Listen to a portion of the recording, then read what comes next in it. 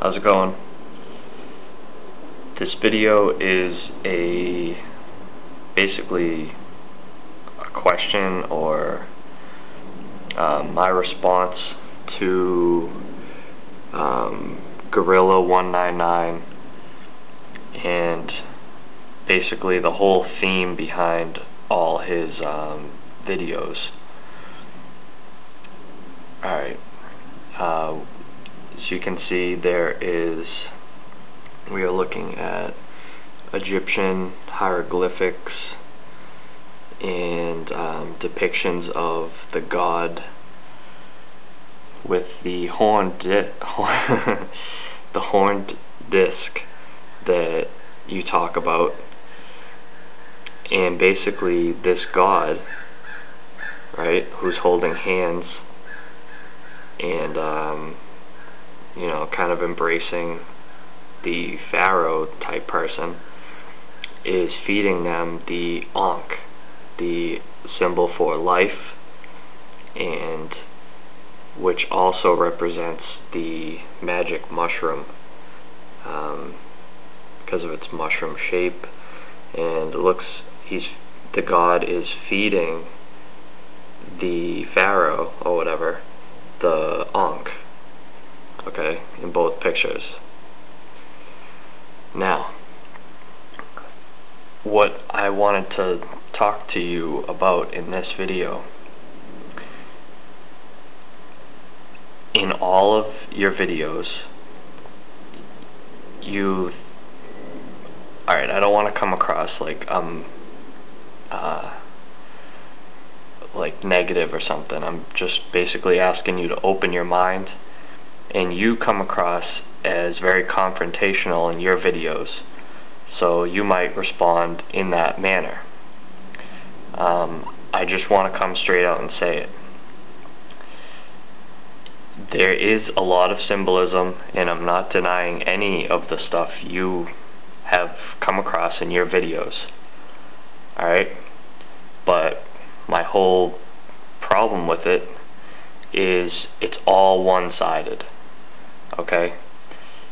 It's like you totally trust in what the Bible has said, and like, I'm not getting into an argument about the Bible or whatever, but basically you took your whole theme behind all of your videos and you put all of your trust into that one source, which is the Bible. And you come out with basically hate for everything else that is.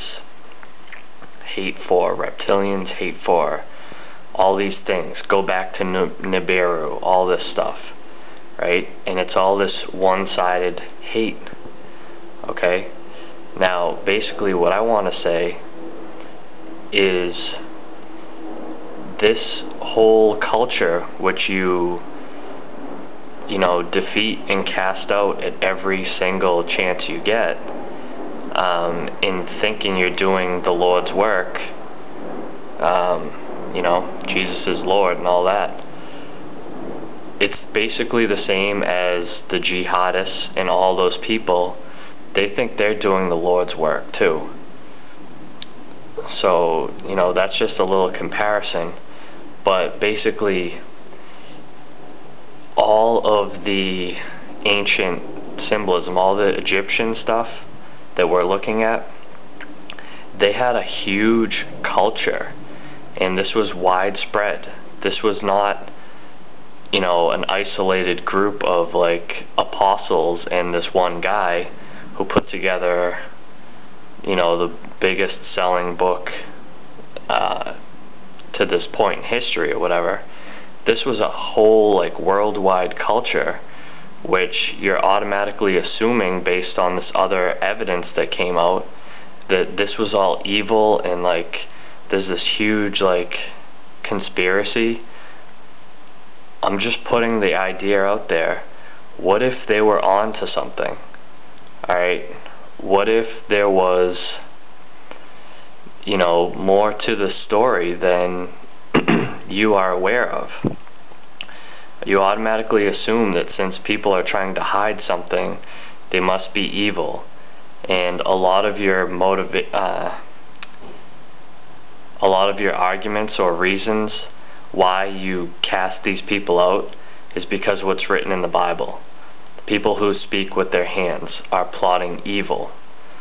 All this symbolism, you know, he who hides when no one is looking and all that. Alright, what if these people have a huge secret, you know, that can, you know, change the way the world works? You know, they're not just going to come right out and say it or whatever. Basically, I'm just like, you know, it's a one-sided argument for me to say, oh, I know I'm right because of this one thing. You know, and basically my whole concept of religion or whatever, you know, you said you're a born-again Christian, is it has to happen to you and you alone. Alright? It's not what someone else wrote. It's not what's, you know, what you came across. Because, like, the Bible's history, I know you mentioned, I think the book of Enoch or whatever, that might have been all, what was the, I don't know, the Nicene Council or something. Basically, they voted which books go into the Bible and which ones stay out, and there were a bunch of destroyed stuff, like the Dead Sea Scrolls or whatever.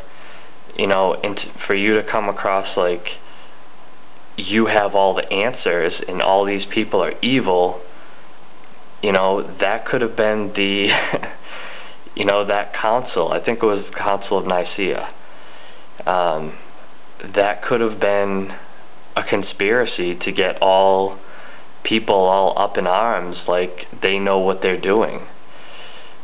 Alright, so basically just you have to learn it for yourself. You can't go off what anyone else says, and for you to take that as the whole truth, you know, you can't. This is an ancient culture. I mean, these people, what do the Indians call him? My snake brother? Why would they call him their brother? Wouldn't they call him their master? Alright, so basically re-examine this. Thank you.